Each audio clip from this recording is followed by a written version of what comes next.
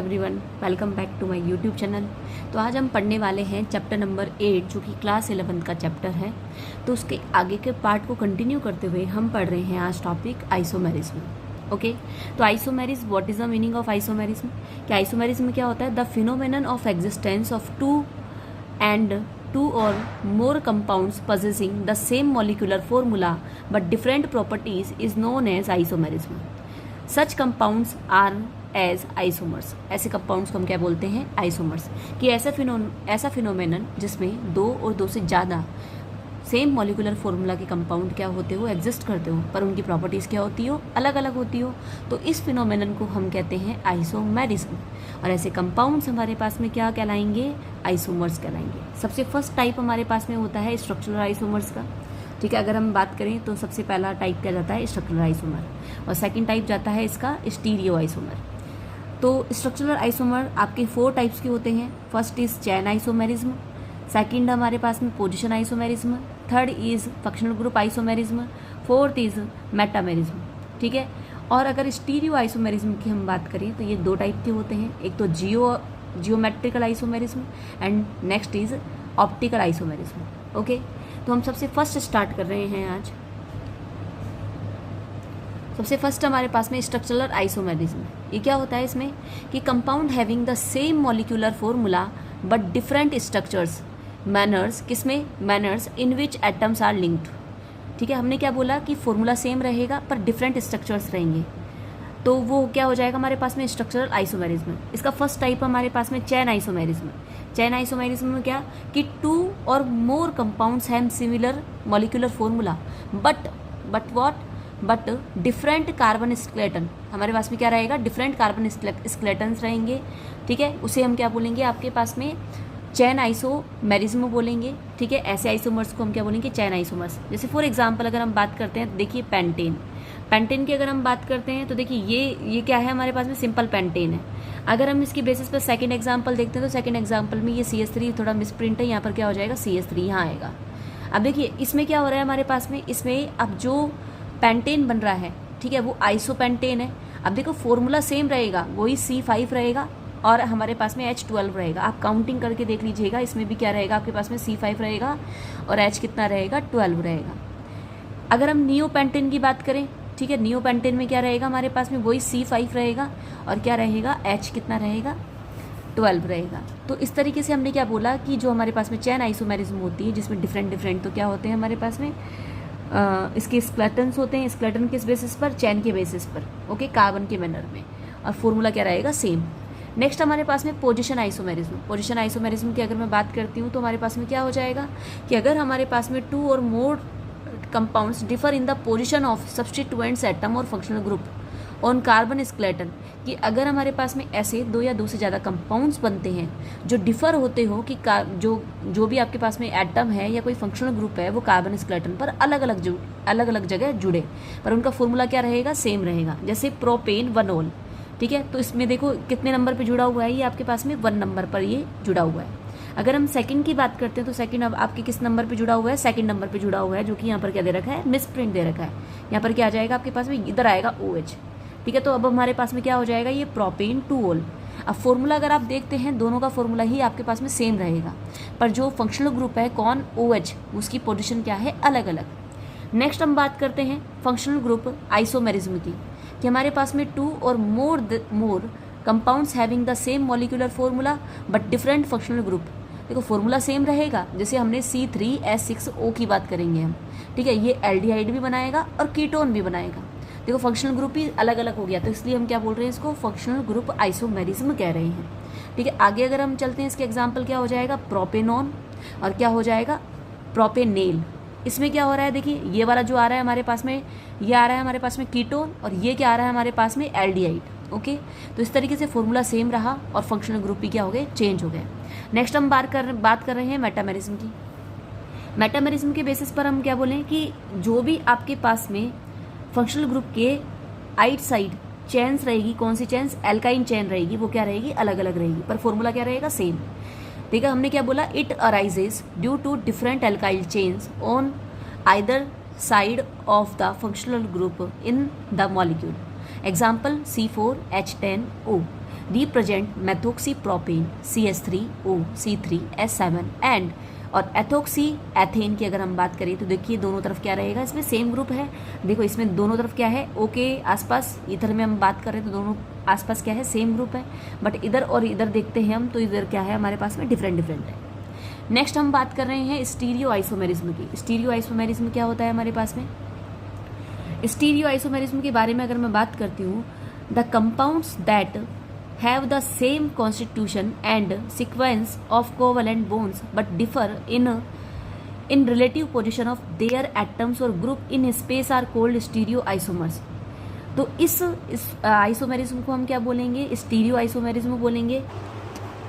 हम यहाँ पे क्या बोल रहे हैं कि जो कंपाउंड्स होते हैं उसमें जो सेम कॉन्स्टिट्यूशन होता है और सीक्वेंस भी कोवेलेंट बॉन्ड्स का क्या होता है, सेम होता है। बट ये जिनकी रिलेटिव पोजीशन होती है किसकी, एटम्स की और ग्रुप्स की, वो स्पेस में क्या रहेगी आपके पास में, अलग अलग रहेगी। उसी को ही हम क्या बोलते हैं, स्टीरियो आइसोमेरिज्म। और इस फिनोमेनन को हम क्या बोलते हैं, स्टीरियो आइसोमेरिज्म। और ऐसे कंपाउंड्स को हम क्या बोलेंगे, स्टीरियो आइसोमर्स कहते हैं। ठीक है, इसको आगे चल करके हम 2 पार्ट्स में क्लासीफाई करते हैं। एक तो हमारे पास में जियोमेट्रिकल हो जाएगा और एक हो जाएगा हमारे पास में ऑप्टिकल आइसोमेरिज्म। ठीक है, जिसका हमारे पास में यहाँ पार्ट नहीं है। नेक्स्ट हमारे पास में टॉपिक है fundamental concepts in organic reaction mechanism, कि अगर हमारे पास में कोई भी ऑर्गेनिक मॉलिक्यूल है वो क्या होता है हमारे पास में, सबस्ट्रेट होता है। इस पर कोई रिएजेंट अटैक करता है, कौन अटैक कर रहा है, अटैकिंग रिएजेंट, तो क्या बनता है, इंटरमीडिएट बनता है। इंटरमीडिएट से 2 चीज़ें बन सकती है, प्रोडक्ट तो बनेगा ही बनेगा, साइड में बाइट प्रोडक्ट्स भी बन सकते हैं। ठीक है, तो हमने क्या बोला, कोई भी मॉलिक्यूल है उसके ऊपर अगर अटैक हो रहा है उसे हम क्या बोलेंगे, सब्सट्रैक्ट बोलेंगे। और जो अटैक करेगा उसे हम क्या बोलेंगे, अटैकिंग रिएजेंट बोलेंगे। इसमें दे रखा है a sequential account of each step describing details of electron movement. जो भी हम स्टेप्स देखेंगे यहाँ पर, इलेक्ट्रॉन मूवमेंट वहाँ डिस्क्राइब होगा, किस तरीके से इलेक्ट्रॉन एक बॉन्ड से दूसरे बॉन्ड की ओर जा रहे हैं, एक एटम से दूसरे एटम की ओर जा रहे हैं, कहाँ पर पॉजिटिव कहाँ पर नेगेटिव चार्जेस आ रहे हैं, energy during bond cleavage and bond formation and the rates of transformation of reactants into products kinetics is referred to as reaction mechanism। तो रिएक्शन मैकेनिज्म होती क्या है, रिएक्शन मैकेनिज्म में हम क्या देखते हैं कि एक तो हम इलेक्ट्रॉन मूवमेंट को डिस्क्राइब करें और क्या क्या एनर्जी चेंज हुए बॉन्ड बनने में और बॉन्ड टूटने में।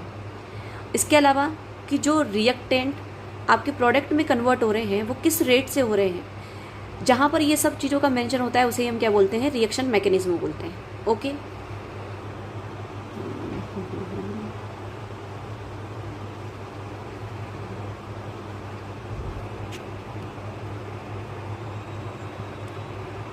यहाँ पर अगर हम बात करते हैं after heterolysis 1 atom has sextet state, मतलब यहाँ पर एक एटम के पास में 6 इलेक्ट्रॉन रह जाते हैं, उसे हम क्या बोलेंगे, पॉजिटिव चार्ज वाला।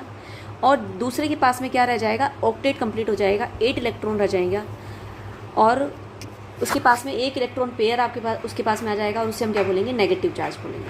ठीक है, जिसके पास में 6 इलेक्ट्रॉन रहते हैं उसे पॉजिटिव चार्ज, जिसके पास में 8 इलेक्ट्रॉन हो जाते हैं उसे हम क्या बोलेंगे, नेगेटिव चार्ज वाला। इस तरीके से अगर हम ब्रोमोमेथेन में क्लीवेज देखते हैं तो ये क्या होता है, इसमें हेटेरोलाइटिक क्लीवेज के बेसिस पर CH3+ और Br क्या हो जाएगा, माइनस बन जाएगा। नेक्स्ट अगर हम बात करें कि जो भी स्पीशीज़ है, अगर कार्बन एटम है, ठीक है, अगर कार्बन एटम के ऊपर हमारे पास में सेक्सटेट आ रहा है, उसमें 6 इलेक्ट्रॉन आ रहे हैं और उसके पास में पॉजिटिव चार्ज है, तो उसे हम क्या बोलेंगे, कार्बोकैटायन। इसे हम पहले क्या बोलते थे, कार्बोनियम आयन बोलते थे। ओके, जैसे फॉर एग्जांपल हम बोलेंगे CH3 ion is known as methyl cation और मैथाइल कार्बोनियम आयन। अगर हम बात करें कि हमारे पास में कार्बोकैटायन जो होते हैं वो भी हमारे पास में 3 टाइप्स के हो सकते हैं। जैसे फॉर एग्जांपल अगर हम इथाइल कैटायन की बात करें तो ये एक प्राइमरी कार्बोकैटायन है। प्राइमरी कैसे बोला गया हमने, यहाँ पर CH3 है और जो ये हमारे पास में पॉजिटिव चार्ज है वो कहाँ पर जो है कि ऐसे कार्बन पर है जो सिंगल कार्बन से जुड़ा हुआ है। ठीक है, तो इसलिए हमने इसको क्या कहा, प्राइमरी कार्बोकैटायन। अगर हमारे पास में ऐसा कार्बोकैटायन है जो 2 कार्बन से जुड़ा हुआ है इस तरीके से, तो उसे हम क्या बोलेंगे, सेकेंडरी। फॉर एग्जांपल इसे हम क्या बोलेंगे, इसको हम बोलेंगे isopropyl cation, a secondary carbocation. Next अगर हम मान लो हमारे पास में किससे जुड़ा हुआ है, टर्शरी से जुड़ा हुआ है, 3 से जुड़ा हुआ है, यहाँ पर CH3, यहाँ पर CH3 और यहाँ पर हमारे पास में क्या हो जाएगा, CH3 और इस पर क्या लग रहा है, पॉजिटिव। ठीक है, तो ऐसे कार्बोकैटायन को हम क्या बोलेंगे, ऐसे कार्बोकैटायन को हम क्या बोलेंगे, टर्शरी ब्यूटाइल कैटायन या टर्शरी कार्बोकैटायन बोलेंगे। जो कार्बोकैटायंस होती है वो हाईली अनस्टेबल स्पीशीज होती है और ये क्या बहुत ज़्यादा रिएक्टिव स्पीशीज़ होती है। तो अगर हम इनकी रिएक्टिविटी की बेसिस पर बात करें, इनकी स्टेबिलिटी की बेसिस पर बात करें, the observe order of carbocation stability is CH3।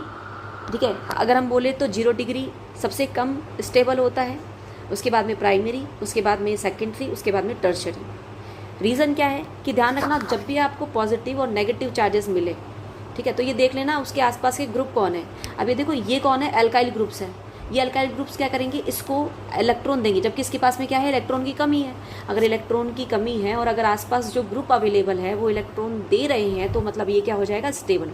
यहाँ पर 3 ग्रुप जुड़े हुए हैं, यहाँ पर 2 ग्रुप जुड़े हुए हैं सेकेंडरी वाले में, और प्राइमरी वाले में 1 ग्रुप है। तो सबसे ज़्यादा स्टेबिलिटी कहाँ पर रहेगी, आपके जहाँ पर 3 ग्रुप्स लगे हुए हैं। That's why 3rd degree carbocation is most stable compare to others. अगर हम इसके शेप की बात करते हैं तो कार्बोकैटायन का जो क्या होता है शेप, ट्राइगोनल प्लेनर शेप होता है। ठीक है, और जो कार्बन है वो कार्बन कैसा रहता है, आपके पास में sp2 हाइब्रिडाइज्ड होता है। तो अगर हमारे पास में जो कार्बन है ये कैसा हाइब्रिडाइज है, sp2 हाइब्रिडाइज्ड है। ठीक है, इसका शेप कैसा है, इसका शेप कैसा है, आप वो थ्योरी लिखने की बजाय यहाँ पर ही साइड में लिख लीजिएगा, ट्राइगोनल प्लेनर। ओके, कार्बोकैटायन का अगर हम इसकी क्या देखें, स्टेबिलिटी सीक्वेंस देखें, स्टेबिलिटी सीक्वेंस देखें। सीक्वेंस की अगर हम बात करते हैं तो 0 डिग्री सबसे कम, उसके बाद में 1 डिग्री, फिर 2nd डिग्री, और फिर क्या आता है 3rd डिग्री कार्बोकैटायन स्टेबिलिटी। यहाँ पर कौन है, आपके पास में एक p ऑर्बिट है।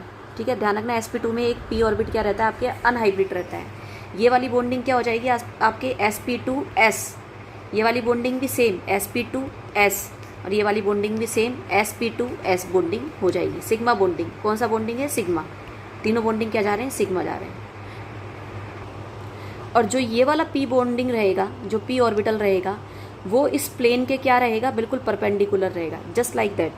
ये अगर ऐसे है तो ये इधर की ओर ऊपर की ओर, ये क्या हो जाएगा नीचे की ओर। इस तरीके से ये हमारे क्या रहेगा, जो प्लेन है उसके परपेंडिकुलर रहेगा और उसमें कोई भी इलेक्ट्रॉन नहीं होंगे। अगर हमने क्या पढ़ लिया, कार्बोकैटायन पढ़ लिया, अब हम पढ़ रहे हैं कार्बनायन। अगर मान लो हेट्रोलाइटिक क्लीवेज कुछ इस तरीके से हो रहा है कि जो इलेक्ट्रॉन है, जो बॉन्ड के इलेक्ट्रॉन हैं वो कहाँ आ रहे हो, कार्बन की ओर आ रहे हो। ठीक है, when group Z attached to the carbon leaves without electron pair, the methyl anion CH3 minus is form. ठीक है, तो हमारे पास में बॉन्डिंग के इलेक्ट्रॉन किधर जा रहे हैं, ये वाले बॉन्डिंग के इलेक्ट्रॉन किधर जा रहे हैं, इधर की ओर। तो इस पर क्या आ जाएगा, हमारे पास में नेगेटिव चार्ज, और जो स्पीशीज इसको छोड़ के गई है उसके ऊपर क्या जाएगा, पॉजिटिव चार्ज आ जाएगा। ठीक है, अब इसमें इंपॉर्टेंट थिंग्स क्या है, सबसे पहले अगर हम बात करें तो ये वाला जो कार्बन है वो कैसा हाइब्रिडाइज रहेगा, हमारे पास में sp3 हाइब्रिडाइज रहेगा। इसके ऊपर कैसा चार्ज रहेगा, नेगेटिव चार्ज रहेगा। ये जो बॉन्डिंग रहेगी वो कैसी रहेगी, हमारे पास में sp3s, सेम यही sp3s। ठीक है, और ये वाली बॉन्डिंग में क्या रहेगी, वही सेम sp3s। कौन सी, sigma bonding and sigma bonding. Next अगर हम बात करें तो ऐसे कार्बन जिसके ऊपर क्या होते हैं, नेगेटिव चार्ज होते हैं, उन्हें हम क्या बोलते हैं, कार्बोनायन बोलते हैं। ठीक है, कार्बोनायन बोल दिया। और इसका जो शेप होता है वो कैसा होता है, डिस्टोर्टेड टेट्राहेड्रॉन। क्योंकि डिस्टोर्टेड क्यों बोला, बिगड़ा हुआ क्यों बोला हमने, क्योंकि जो इसके ऊपर जो बॉन्ड के जो आपके पास में sp3 में प्रेजेंट जो लोन पेयर है वो इनको क्या करेंगे, रिपल्स करेंगे, जिससे जो आपके पास में टेट्राहेड्रल बनने वाला था वो ना बन करके थोड़ा सा बिगड़ा हुआ बनेगा, इसलिए हमने इसको क्या बोला, डिस्टोर्टेड टेट्राहेड्रॉन बोला। नेक्स्ट हम बात कर रहे हैं इसके लिए कि हमारे पास में, और ये भी क्या रहती है आपके पास में, अनस्टेबल रहता है, और कैसी होती है, रिएक्टिव स्पीशीज होती है।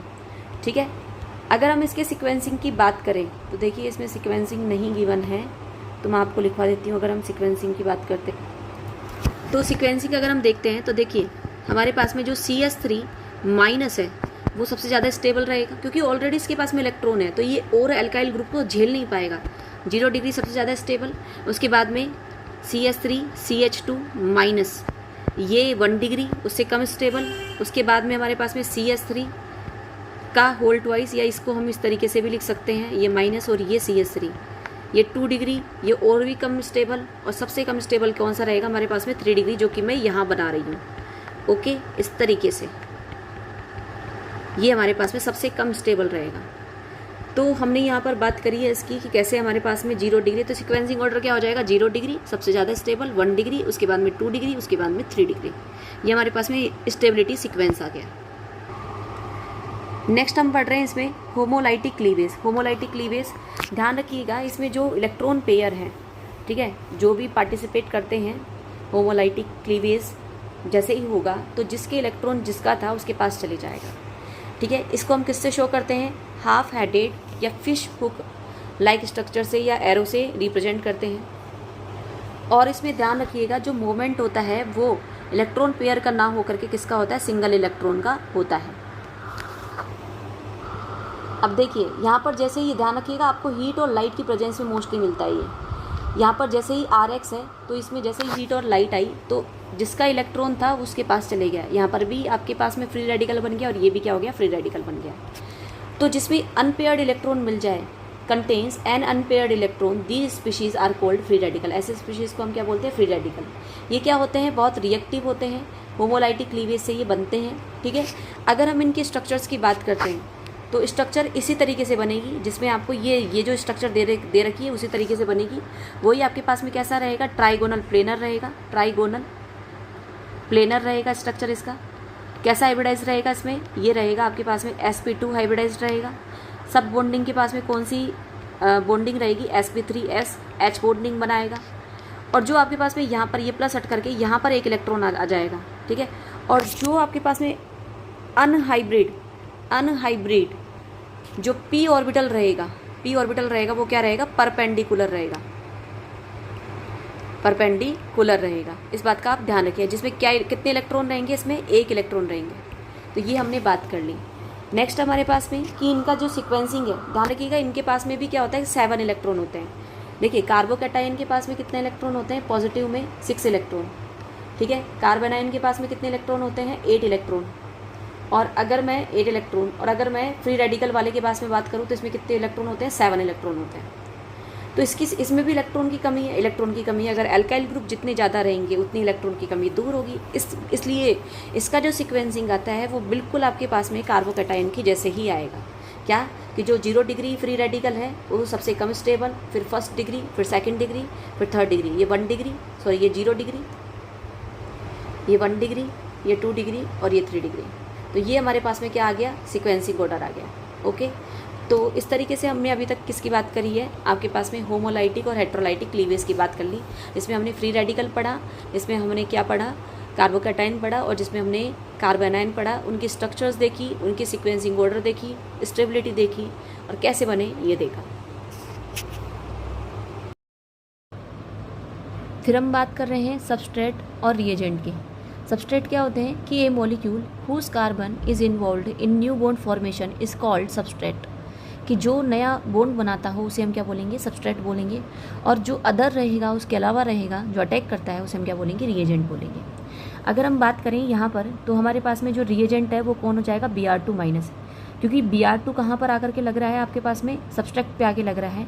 और यहाँ पर बॉन्ड कहाँ बन रहा है, आपके पास में बॉन्ड बन रहा है आपके पास में सबस्ट्रेट के पास। ओके, जैसे यहाँ पर CS2 डबल बॉन्ड CS2 है, तो यहाँ Br कहाँ पर आके जुड़ा, CS2 सिंगल बॉन्ड CS2 के पास में ये आकर के जुड़ा, इसलिए सबस्ट्रेट हमने इसको कहा और रिएजेंट Br2 को कहा। नेक्स्ट अगर हम इसमें बात करेंगे तब सबस्ट्रेट क्या कि हमारे पास में जो रिएजेंट है वो टूट करके कहाँ जुड़ रहा है, आपके इसमें, तो नया बॉन्ड कहाँ बन रहा है, सबस्ट्रेट के पास में। और जो टूट रहा है वो कहाँ टूट रहा है, जो कौन अटैक कर रहा है आपके पास में, रिएजेंट कौन हो जाएगा हमारे पास में, CH3Cl हो जाएगा। नेक्स्ट हम बात करते हैं न्यूक्लियोफाइल और इलेक्ट्रोफाइल की। जो भी रिएजेंट है वो सबस्ट्रेट की रिएक्टिव साइट पर अटैक करते हैं, ठीक है। किस तरीके से करेंगे, अगर मान लीजिए कि जो रिएक्टिव साइट है वो इलेक्ट्रॉन डेफिशिएंट है, ठीक है, क्या है, इलेक्ट्रॉन डेफिशिएंट है, तो हम क्या बोल सकते हैं, कैसे कि मान लो उसके पास में इनकम्प्लीट इलेक्ट्रॉन हो या उसके पास में पॉजिटिव चार्ज हो, ठीक है, तो उसके हम क्या बोलेंगे, भैया वो इलेक्ट्रॉन डेफिशिएंट है। तो अटैकिंग स्पीशीज़ होगी वो क्या होनी चाहिए, फिर इलेक्ट्रॉन रिच होनी चाहिए, जब तो बॉन्ड बनेगा। कि अगर मान लो ये भी प्लस है और आने वाला भी अगर प्लस हो तो ये बॉन्ड बन ही नहीं सकता। तो आने वाला जो अटैकिंग साइट है वो कैसा होना चाहिए, आपके पास में नेगेटिव वाला या इलेक्ट्रॉन रिच वाला।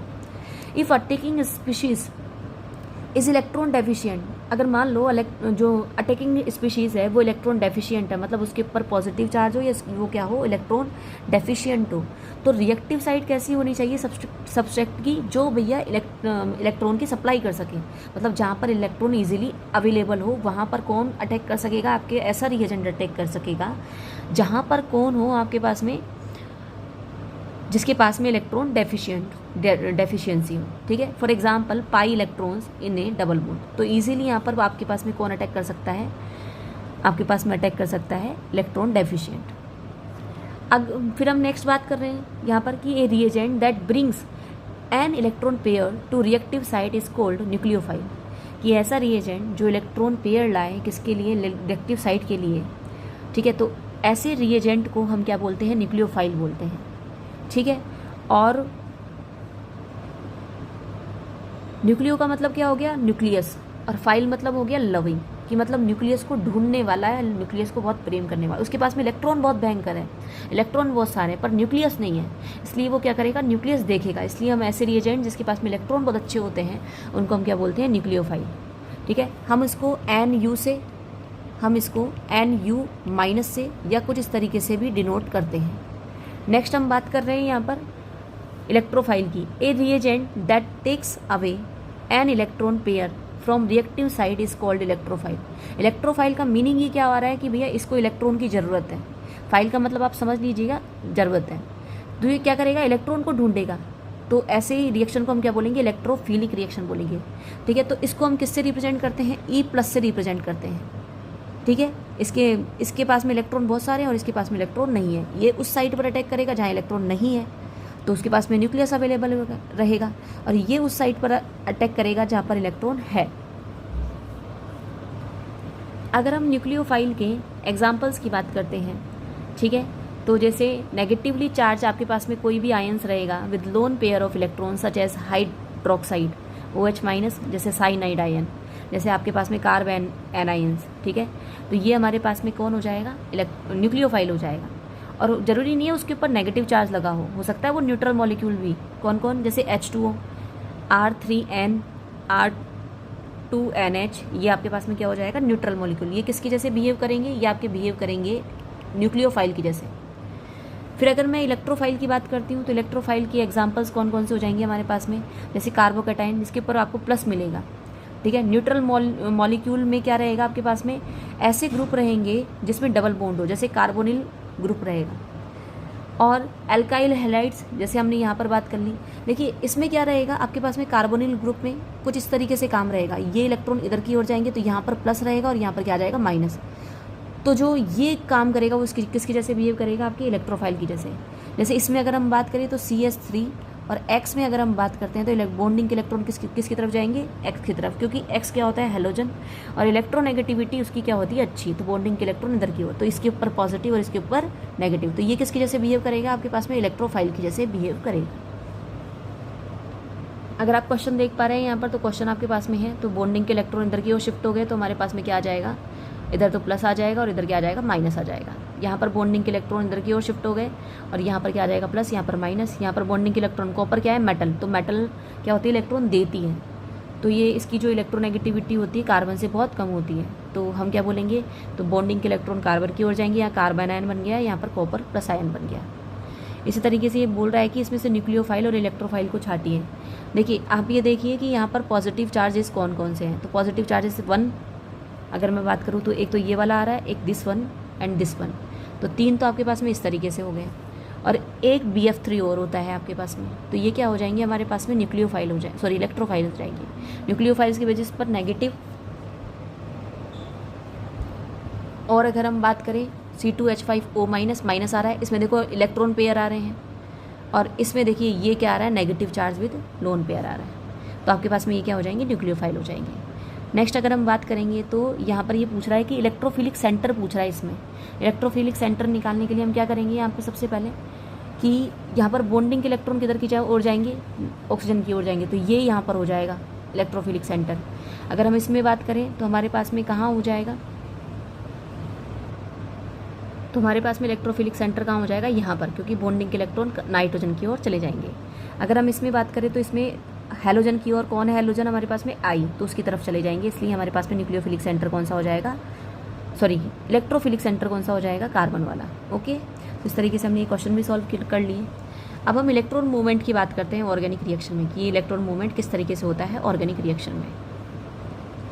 तो अगर हम यहाँ पर इलेक्ट्रॉन मूवमेंट की बात कर रहे हैं तो देखिए यहाँ पर क्या है, ये बॉन्डिंग के इलेक्ट्रॉन इधर की ओर जा रहे हैं, तो बॉन्डिंग का इलेक्ट्रॉन पूरा का पूरा इधर की ओर शिफ्ट हो गया। तो इस तरीके से हम क्या बोल सकते हैं, from pi bond two adjacent bond position. अब आपको जब ये नीचे के दो आप पढ़ोगे ना, तब आपको ऑटोमेटिक समझ में आ जाएगा कि यहाँ पर सबसे पहले बॉन्डिंग के इलेक्ट्रॉन इधर गए, इसके ऊपर क्या आ जाएगा, लोन पेयर आ गया, लोन पेयर और माइनस चार्ज आप कर सकते हो। फिर ये जैसे ही, अब देखो इस वाले में ये है ना, ये वाली चीज़ इधर है, जैसे ही ये लोन पेयर इधर गया तो आपके पास में क्या हो जाएगा, बॉन्ड बन जाएगा। मतलब अल्टीमेटली ये दोनों पोजीशन किसके बेसिस पर है, इसके बेसिस पर। या हम कह सकते हैं ये दोनों जो स्टेप्स है वो किसको समझा रहे हैं, आपके फर्स्ट को समझा रहे हैं। From pi bond two adjacent atom, ये पाई बॉन्ड से कहाँ गया, एडजेसेंट एटम पे गया। और फिर जैसे ही जो एडजेसेंट जो भी एटम था उसके बगल वाला जो बॉन्ड है वहाँ पर गया कौन, आपके पास में जो लोन पेयर है वो ये वाला। ठीक है, तो हम क्या बोल सकते हैं, या तो आप डायरेक्ट ट्रांसफ़र करा दीजिए, या तो डायरेक्ट ट्रांसफ़र हो जाए हमारे पास में, या फिर पहले इसके पास में फिर यहाँ से उठ करके यहाँ पर, इस तरीके से हमारे पास में ये बॉन्ड बन जाएगा। ये तो हमने बात करी इलेक्ट्रॉन मोमेंट की। अगर हम यहाँ पर बात करते हैं तो देखिए ये इसने यहाँ पर अटैक किया, तो देखो ये कौन हो जाएगा हमारे पास में, रिएजेंट, ये रिएजेंट हो जाएगा। और ये कौन हो जाएगा हमारे पास में, सब्सट्रैक्ट। ठीक है, अब ये इसने जैसे अटैक किया तो यहाँ पर तो बॉन्ड बन गया और इसको हटा दिया गया, ये माइनस। और जैसे अगर मान लो मैं होमोलाइटिक क्लीवेज की बात करूँ यहाँ पर, तो देखो एक बॉन्ड यहाँ पर, तो हम क्या बोलते हैं, फिश हुक, एरो से हम इसको शो करते हैं। यहाँ पर इसके इलेक्ट्रॉन इसके पास आ गए, तो हमने हमारे पास में क्या बन गया, फ्री रेडिकल्स बन गए। फिर हम पढ़ेंगे यहाँ पर electron displacement effect in covalent bond, कि कैसे इलेक्ट्रॉन डिस्प्लेसमेंट होता है कोवेलेंट बॉन्ड में।